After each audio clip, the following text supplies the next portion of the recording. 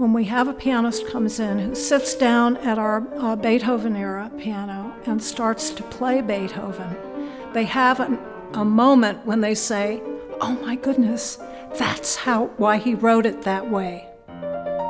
Ludwig van Beethoven died in 1827, 3 decades before the famed Steinway and Sons was founded.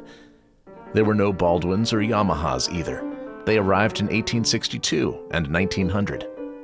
But he did play on Stein, Broadwood, and Graf. And you can too. I'm Brett Barry, and this is Catscast, the Catskills podcast. Today, we're off to the Piano Performance Museum in Hunter, New York, where you can see dozens of historic pianos, many of which are fully playable, so you can hear and feel what composers like Beethoven or Mozart or even Bach might have experienced in their lifetimes. Come along with me to the Catskill Mountain Foundation's Piano Performance Museum at Hunter's Doctorow Center for the Arts, and we'll play through the collection with Performing Arts Director Pam Weisberg and Museum Docent Stacey Bowers.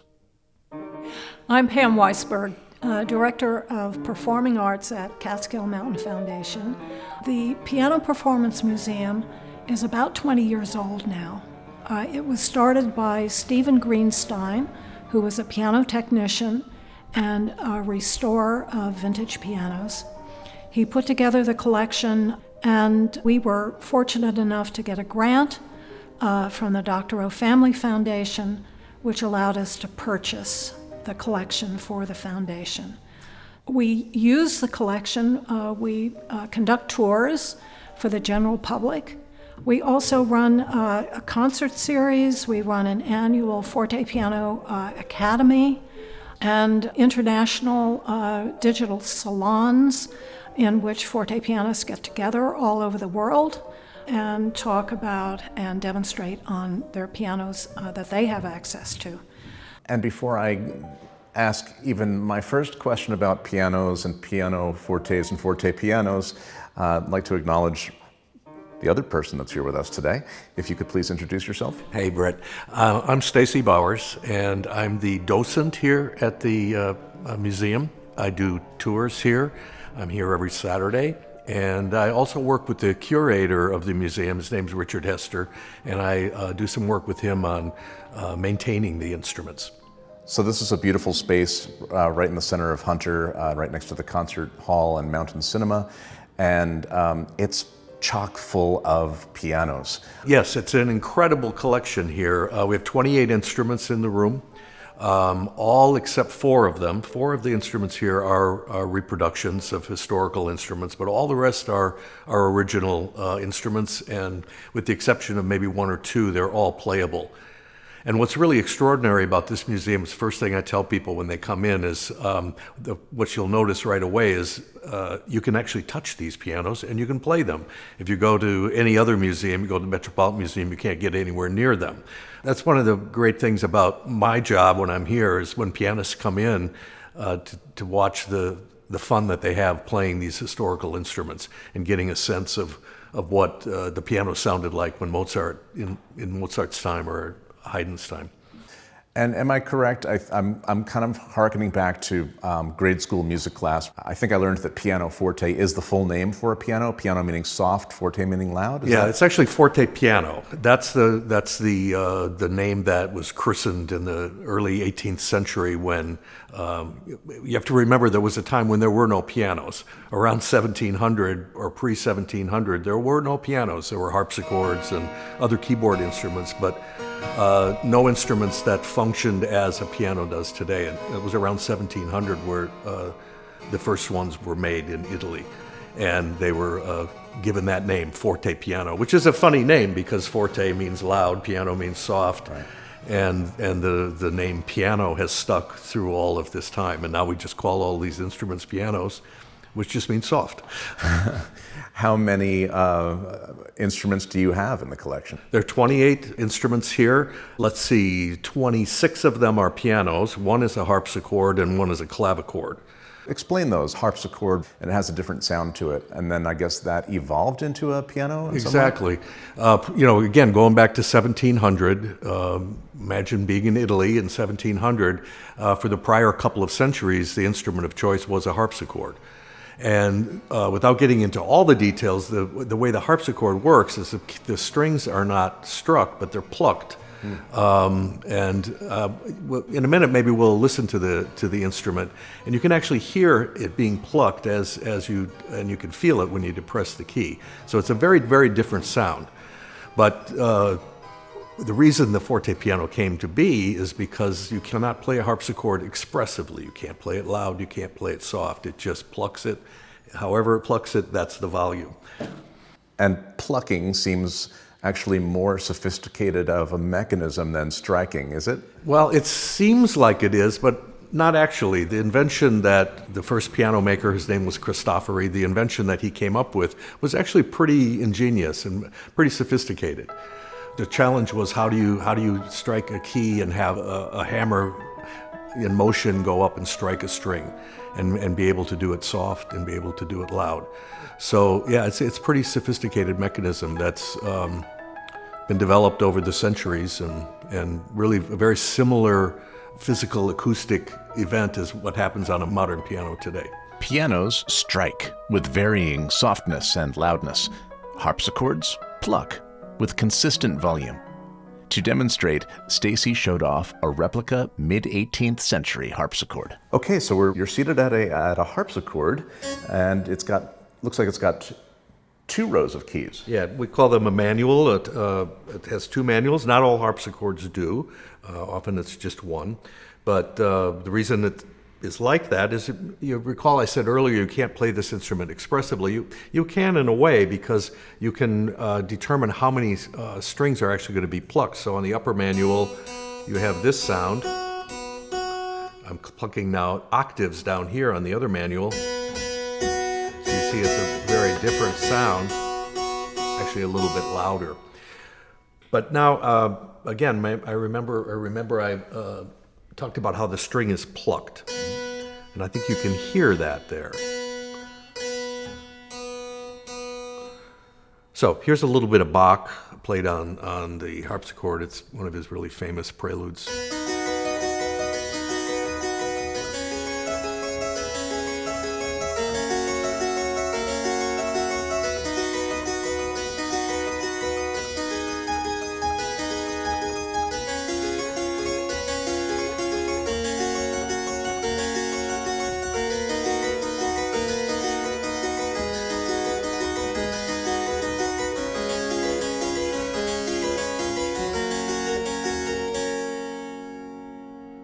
This one is a replica. It's a replica of a Pascal Taskin harpsichord from a mid-18th century, probably around 1760.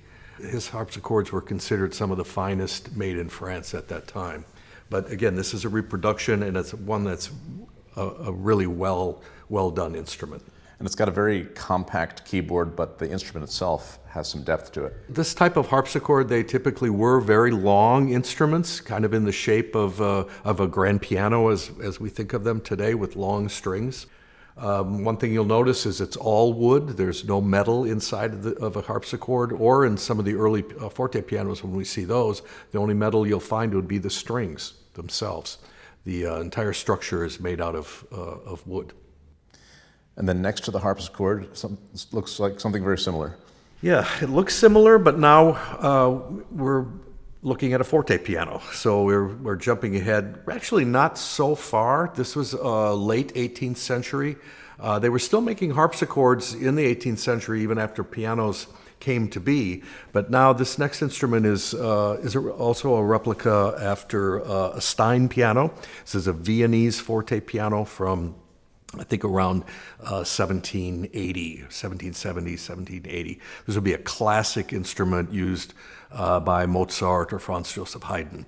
So this would have been one of the first iterations coming off the harpsichord. Exactly. Now you can see still has the natural keys are black and what we call the sharp keys are white. So that was typical on a harpsichord, so we haven't made that change yet. And it's also a very short range, only 5 octaves. maybe we should listen to that one. Sounds You'll good. see a very, very big change in the sound. Play a little bit of Mozart here. Everyone knows this piece.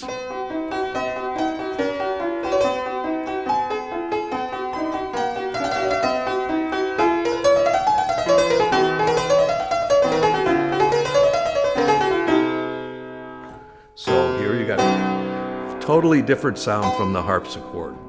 Starting to sound like a piano that we might Yeah, dramatically different. So name some composers who had the experience of having a harpsichord and being introduced to a forte piano in their lifetimes and using both and composing for both. That's really interesting because I was just thinking earlier today, and I was playing around with this, that, you know, Johann Sebastian Bach, the great Bach, is a perfect example of that. Bach died in 1750, and at that point there were forte pianos being made. There was a maker in Saxony right near him, near Leipzig, named Silbermann. Silbermann was an organ maker, but he started making forte pianos. So at the very end of Bach's life, he was experimenting with pianos. He was a little bit leery of them, but you know, the piece that I just played on the harpsichord is an earlier Bach piece, one of the preludes. But his later works, he was playing on the harpsichord, but also on a forte piano. So I could imagine that he was, you know, he was experimenting with that. Here's just a little tiny bit of the Goldberg Variations, which was a very late piece of his. He very likely might have been playing.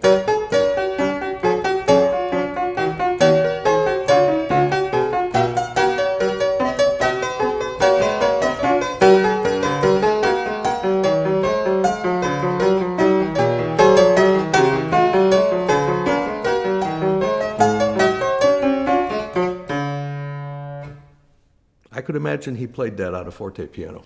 And many of the pianos in this collection came from the Museum of the American Piano in New York City. And Coleman Dietrich, who was also a master piano technician, put together that collection. And when he passed away, they closed down the museum, and Stephen was very fortunate to get a number of the pianos, which we now have. And Stephen lived in the area, right? He lived down in the Hudson Valley in Accord. How did he find you, or how did you find him? How did that He relationship? found us through two concert pianists, Vladimir Pleshikov and Elena Winter. They came up to us and suggested the possibility of starting a piano museum. And then they introduced us to Stephen. Stacey, what's your background with pianos, and how did you get involved with this collection? Well, I recently retired a couple of years ago, and I mentioned Richard Hesterd, our curator. I've known Richard for years, and Richard is also a maker of forte pianos. When I had a little bit more time on my hands, I called Richard one day and I said, I've got to get up and see this museum. And I came up one day and met him here, and I met Pam, and we got talking, and they needed somebody to help out with doing some tours, and that's why I'm here. So it was meant to be. Was music part of your career or a hobby? Yes. Go back 2 former lives. I was a performing musician, taught at the University of Cincinnati at the conservatory. I was trained as a orchestral percussionist. And so, yeah, I do have a musical background. What's it like to play this collection and have access to it? It's very interesting. It's very enjoyable. Prior to being here, I never really spent any time playing these types of instruments. I'd always just had I've got a modern Steinway in my home, and that's what I've always played. But it's just so much fun to play this music on these instruments. It takes a lot of getting used to, and I'm not really great at it by any means, but it's a lot of fun, and always just so interesting to sit back and think that this is how, you know, Beethoven, the piano that he was playing on, what he was hearing, and how he was writing the music for these instruments. Now, you said that this is a performance museum, so anyone can come in and see the collection and play the instruments. Is there a limit to that privilege? Well, we have a responsibility to the pianos to protect them so that as many people as possible in the future will be able to hear these wonderful instruments. So when a group comes in, Stacey, introduces them to the pianos and then makes a suggestion as to how they might play them. Because the modern instrument, modern piano is played so differently than these pianos. Not only are some of these pianos over 200 years old, so there's a certain fragility, but the sound is different and the way to make the piano sing is different than on a modern piano. And one of the things that I love to see happen is when we have a pianist comes in who sits down at our Beethoven era piano and starts to play Beethoven, they have a moment when they say, oh my goodness, that's why he wrote it that way. And that's a wonderful moment. But modern pianists, if you want to play forte piano, you need to learn. You need to learn to listen to the piano, because the piano will tell you what it can and cannot do. And it takes a very, very good artist and ear to bring the full music out of these instruments. Modern pianos, is that short for forte piano, or is there some leap that happened between forte pianos and pianos that we know today?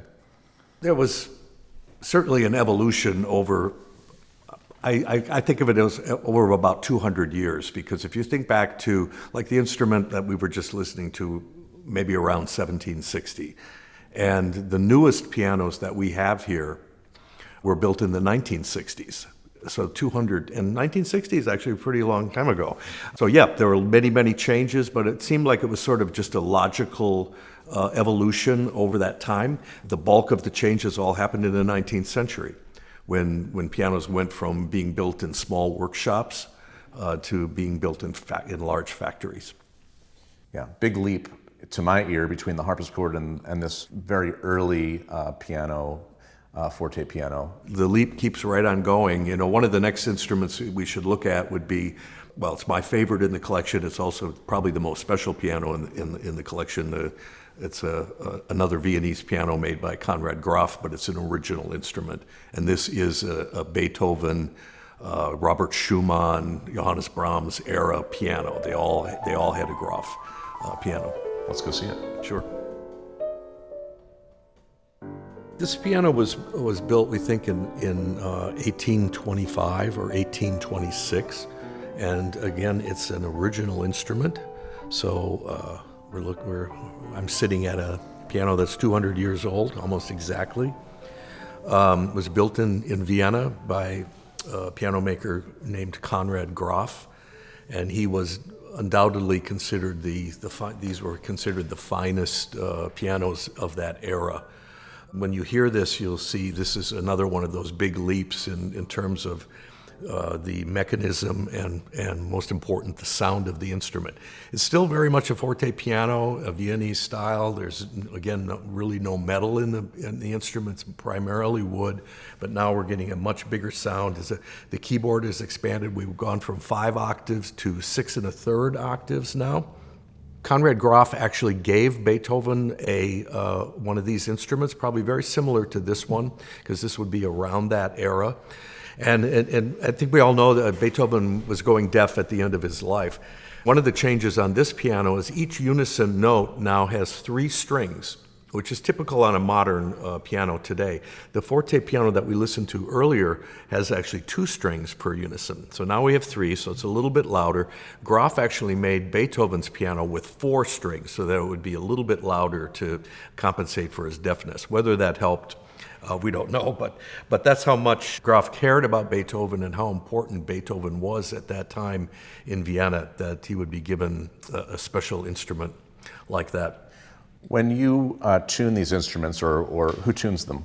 They're primarily tuned by Richard, our curator. And so tuning an instrument with 3 strings or 4 strings per key, do each of those strings get tuned individually? Every one of them. Wow. It's a job of patience. Yeah. A modern piano has 88 keys, and most of them have 3 strings, so you're looking at tuning 250-some strings, one at a time. So yeah, it's an interesting job. Well, let's listen to this piano here.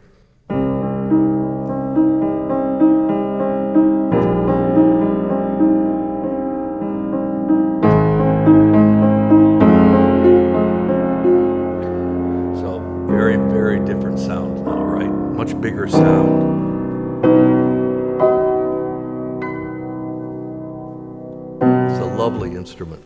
Yeah, beautiful sound. It was tuned pretty recently, so that's why it just sounds so great. One of the things I neglected to talk about on the earlier forte pianos, and you might have noticed there are no pedals on that piano. And you lift the dampers with these knee levers, which we also have on the forte piano over here. But so now, a little bit later now, they've come up with ways with foot pedals to lift the dampers and to do some other effects. This Groff instrument actually has 4 pedals. Most people find that very unusual. 3 of them are actually to play the piano softer. So one pedal lifts all the dampers, so it'll keep ringing. But then we have another one that will shift the keyboard. So now we're only going to play 2 strings instead of here's 3 strings, 2 strings. And now we're going to put a piece of felt between the hammer and the strings, and it's very soft. That was a very common thing to be done back in that time. They were trying to make the instrument incredibly expressive. Wow. And it's most likely, I would think, that Groff had his hands on this instrument. I'm sure he did. I think his workshop was probably a pretty good-sized shop. I don't know how many folks might have been working in there, but it was definitely still not a factory situation, and I'm sure his hands did touch this instrument, and maybe he could have had a very big part in building it. Wow. Beautiful. So we have a pretty comprehensive collection of early American pianos, and we've been thinking about those and talking about them quite a bit lately because of the 250th this year. And we have several square pianos. The square piano originally started in Germany. The Germans called them Tafelklaviers. That means table piano, because when they're closed, it looks like a dining room table. They were all the rage in Germany and in England. And then a lot of those makers started making their way over to the United States. You know, we had huge immigration especially from Germany and from England in the early 19th century. So they were coming over to the big cities, primarily in New York and Philadelphia. And so we have some really interesting pianos built by some of the best square piano makers of that era. We'll start with one made by John Geib. He was a German, made his way to London, and then came to New York. I wish your listeners could see this instrument, because one of the things Geib was known for was the incredible cabinet work. He must have had some amazing cabinet makers. And of course, the English were famous for that also. So I'm sure he had some cabinet makers come over from London. The instrument that we're sitting at here is truly a museum piece, in that this would have been probably in a Gilded Age mansion somewhere in New York City. It's just incredible craftsmanship in the woodworking. In order to also help people visualize this, and maybe you'll cringe, but almost like a coffin shape. Yeah. It's got kind of that. They do short have that coffin. look, yes. And it's got the little kind of embellishments on the corners, like a really fancy coffin might have. Yep, it's definitely fancy. It's even got little drawers on each side. You can put your music in there. Wow. So this piano, we were listening to the Conrad Groff made in Vienna. This instrument was made right around the same time. We think around 1830. There's an identical instrument to this, almost identical, in the Smithsonian Institute. So this would be considered, even though square pianos were being made even at the beginning of the 18th century in the U.S., especially down in Philadelphia area. So this wasn't like the very first square piano, but this would be one of the earlier ones. Square pianos had a relatively short life in the United States. And I'm looking at all your square pianos. They're more rectangles than squares. Yeah, they're definitely not square. They're just so you can visualize. Actually, a couple of the very original ones in Germany were pretty square, but they became much more rectangular when we came here. So I'll play just a short little piece. Keep in mind that at this time, music publishing was starting to happen, so people were able to buy sheet music at a very low price. Having a piano was something everybody wanted to do. Pianos in many, many homes, not as fancy as this one, but so everybody was learning pieces. This was a relatively easy little piece, kind of a salon piece. It's actually a Clementi sonatina.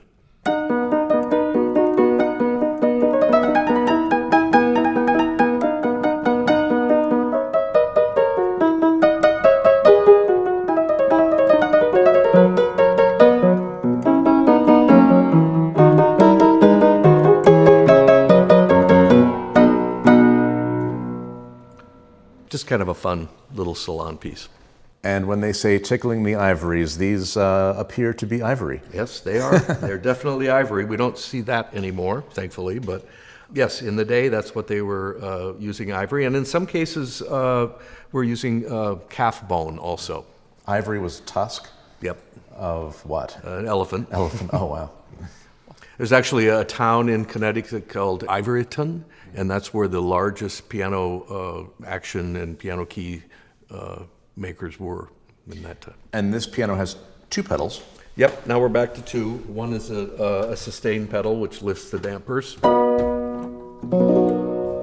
the other one is a soft pedal. Let's go look at a next generation of a square piano. It's called a Nuns and Clark. William Nuns and John Clark were partners, and again, they came from England, came from London, and they set up their factory on Long Island. They had various partners over the years. Their pianos were considered very, very high quality. And again, your listeners can't see this, but one of the things that you'll notice now, looking down into this piano, is you're going to start to see some steel, some iron. I've mentioned a couple of times these pianos that I've been playing, there's no metal inside, it's all wood. Now you see a great big steel reinforcement tube here and some cast iron over here. This isn't the first piano actually one of our other square pianos made by Babcock. He was the first person to put steel in a square piano. So now what's happening is these instruments are getting bigger, the strings are getting longer, they're getting tighter, there's more and more pressure and tension in these instruments. So the wood is not enough to keep the structure. So now we're adding steel, and you'll see at a certain point there's just a massive amount of cast iron going into pianos to keep them stable.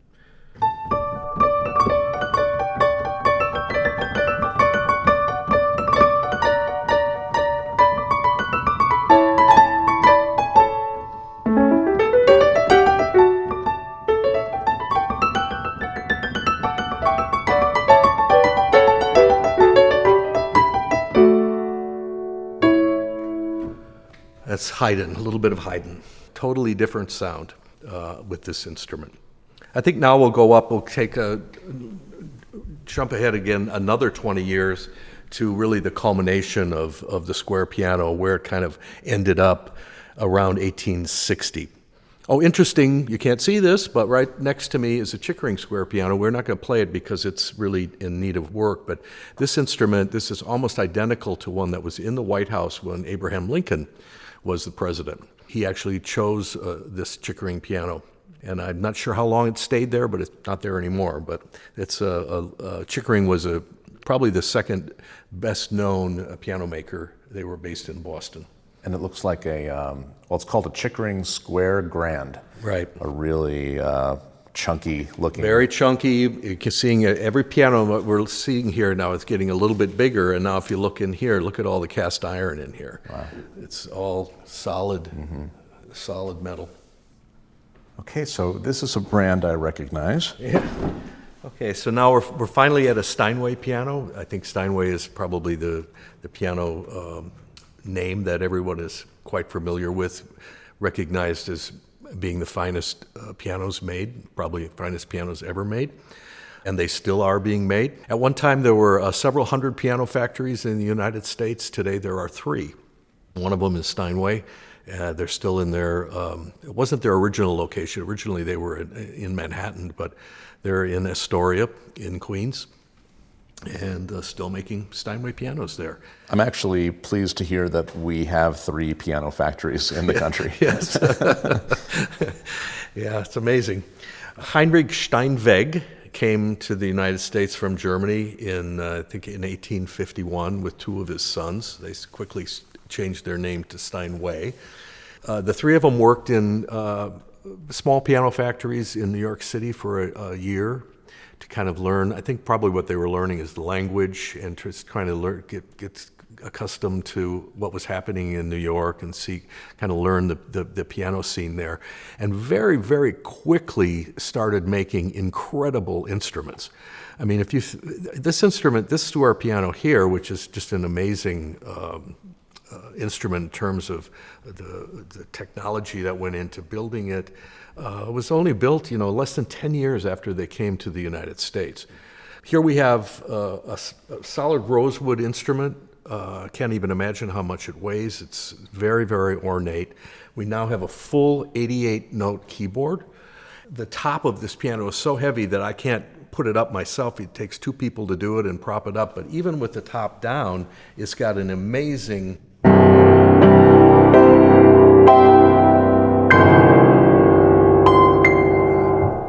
the sound of a Steinway concert grand. It's pianists are just amazed when they hear it.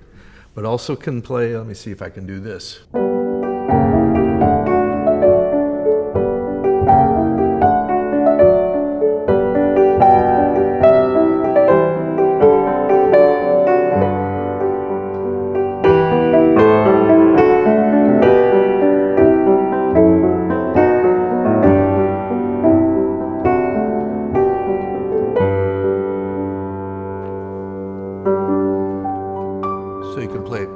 Soft and lovely too, not just loud.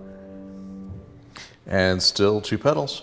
Yeah, we still only have the two pedals, sustain and a soft pedal. So this piano again was built around 1860, and by the middle 1880s, all square pianos stopped being made in the United States. Even Steinway stopped making them. Nunz and Clark went out of business in the 1860s, and what replaced it was the upright piano. We have a few of them here. We have 4 or 5 of them against the wall over there. And the upright piano is the one that everyone is probably pretty familiar with. And so a grand piano, we have strings horizontal to the floor. Right. And you need a lot of space in the room for it. Exactly. Because of that. Yeah, and part of what the reason this piano sounds so big is, well, it is big, but it's also because the strings can go horizontally as opposed to straight.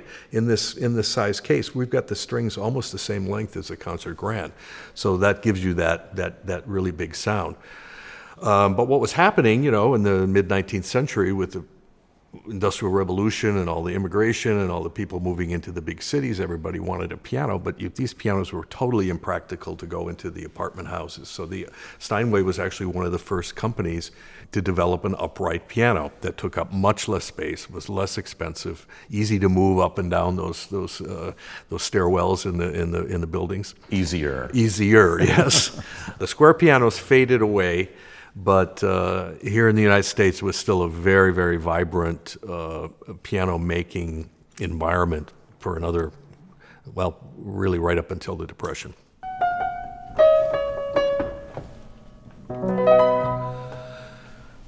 Okay, I'm seated now at another square piano. This is actually the earliest one that we have, and dates, I believe, from 1803, we're thinking. So this is one of the very earliest English square pianos. It was made by Muzio Clementi. Pianists will know that name. He was a real Renaissance man. He was Italian, and he was a composer. The Clementi sonatinas and sonatas are actually lovely pieces. He was a publisher, and he also was building pianos. So Mozart knew of Clementi, Haydn knew Clementi. I think he became a very wealthy man because of all of his interests and how he was able to integrate all of that in the musical scene in London. So I guess if I had a Clementi, I should probably play that Clementi piece again.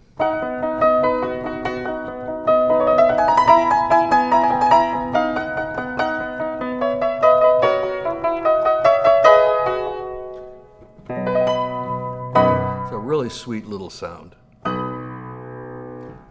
There's a piano very, very similar to this in the Jane Austen house.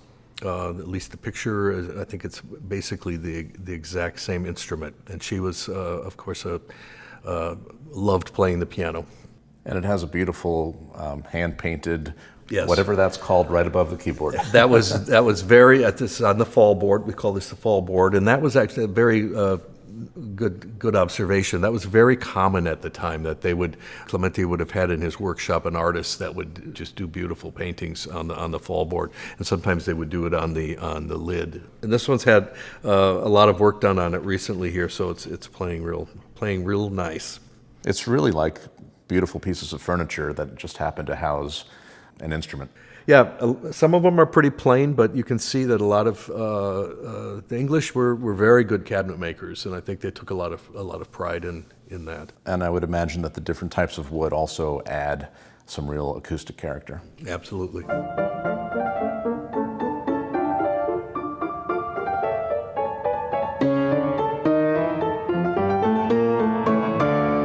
So this is we're now standing at an upright, this is the only upright piano that we've really looked at or talked about today. This came with the original collection of instruments. It's a Pleyel upright piano made in Paris. This would have been a piano that, Chopin would have maybe played on.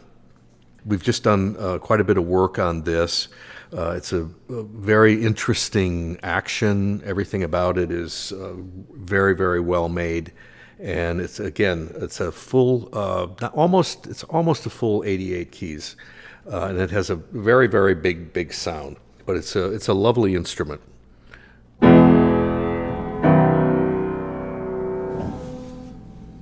What do these pianos need from the room? What kind of environment do you have to maintain here for them? They need consistent humidity. Very, very important for all your listeners. If you have a piano in your home, that's critical in the winter, especially here in the Northeast, where it can get down to 15% humidity in our houses, and that'll just ruin an instrument. It'll ruin a piano. It'll ruin a violin or a guitar. Any instrument made out of wood really needs humidity control. So that's something that we've got.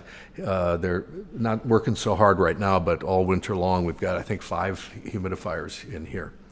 And then Stacey took me to the back of the room to showcase one more piano, a giant, with a celebrity past.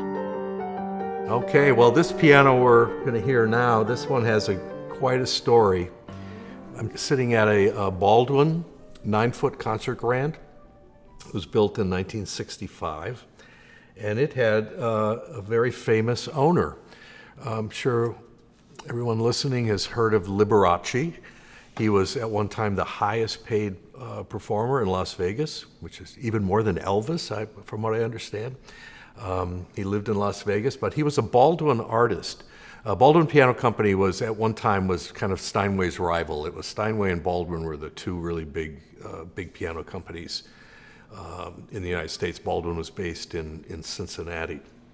In addition, quite a few other quite esteemed pianists. Liberace was a Baldwin artist, and Baldwin would make for him, they would kind of make antique-looking pianos for him, really fancy pianos that he would use on stage.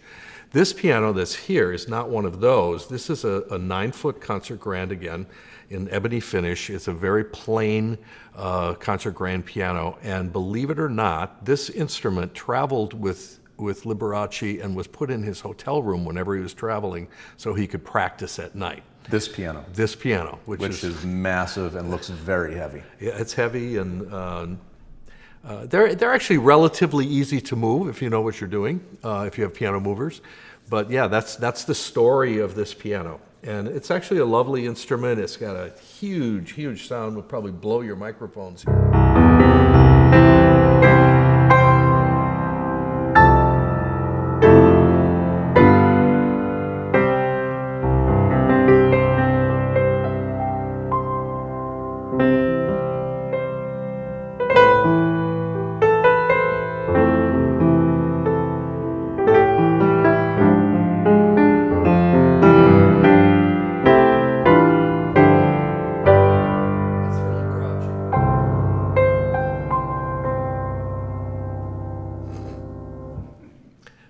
Big piano. And you mentioned how the earlier instruments were all wood. This one seems to have a lot of metal inside. Yeah, if everything you see in there that's the gold color, the bronze color, that's all the cast iron frame. It would take 5 or 6 people to lift that in and out of a piano. It's very heavy. And you can see it's bolted all around the rim, big heavy bolts going down into the wooden frame, and it goes all the way up here. It comes all the way up to the front of the piano. So all the tuning pins here, that's all going through the cast iron frame. This piano probably has about 28 tons of pressure from the strings. And it takes this kind of construction of the instrument to keep it, from imploding. There's a lot of tension, a lot of pressure. Liberace actually signed the inside of the piano, and it's about midway in the back. A piece of plexiglass was put over it, to protect it for the years to come. But it definitely officially was his piano. And if you'd like your own tour by Stacey, here's Pam Weisberg to tell you how. Stacey is here on Saturdays, and the Piano Museum is open starting at 11 o'clock until 3 o'clock. If you have a group, Stacey might be able to come back at other times during the week to give a group tour. To do groups, we can schedule those probably almost any time during the week if necessary, or we're talking about maybe doing some school groups. Those would probably have to, school kids would have to come during the week, and so we can do. I wish I lived right around the corner, but we'll get here whenever necessary. We do have a number of performance programs that take place throughout the year. Coming up soon on June 20th, Jerome Rose is going to be performing Brahms' Rhapsody, Opus 79, and Schubert's Sonata in C minor, and Liszt's Sonata in B minor. That's going to be a big program. It's big stuff, and it's going to be on our 9-foot Yamaha. Then we encourage everybody to come by on July 4th. Stacey's going to be here giving round-the-clock lectures and talks and tours and performing, and also we will probably add a couple of more pianists. So it's going to be a celebratory day. We're going to celebrate the 250th anniversary of our country, and we're going to feature a lot of our American pianos, and the pianists will be playing American music. For more information and a schedule of performances, piano, and more, click over to catskillmtn.org/piano-performance-museum. Catscast is a production of Silver Hollow Audio, always free, every 2 weeks, with a weekly radio encore on WJFF Radio Catskill, Saturdays at 11 a.m. Transcription by Jerome Kozlowskis, and a full searchable archive at catscast.com. Catscast is looking for underwriters, organizations who are invested in the Catskills and want to reach an engaged local audience. If that sounds like you, let's get in touch. You can reach me directly through the contact form on our website. I'm Brett Barry. Thanks for listening, and we'll see you next time.